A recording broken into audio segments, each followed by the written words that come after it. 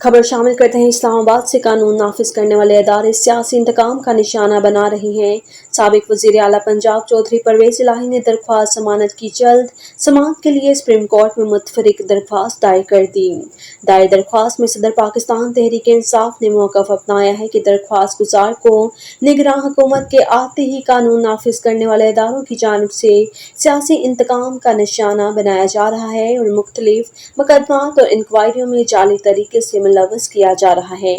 दरख्वास्त में मजीद कहा गया है कि लाहौर हाई कोर्ट के एक रुकनी बेंच ने दरख्वास्त गुजार की 10 रोज की हिफाजती जमानत मंजूर की थी और दरख्वास्त गुजार को किसी भी नामालूम मुकदमे में गिरफ्तार करने से रोकने का हुक्म दिया था।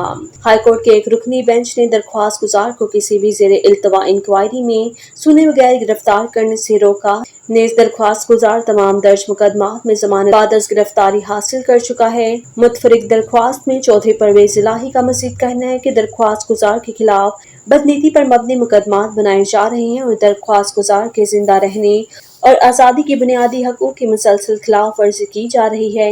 दरख्वास्त में सुप्रीम कोर्ट से लाहौर हाई कोर्ट के डिवीजन बेंच का 17 जुलाई का फैसला कालदम करार देने और इंसाफ के तकाज़ों को मद्देनजर रखते हुए केस को जल्द समाअत के लिए मुकर्रर करने की इस्तदा की गई है।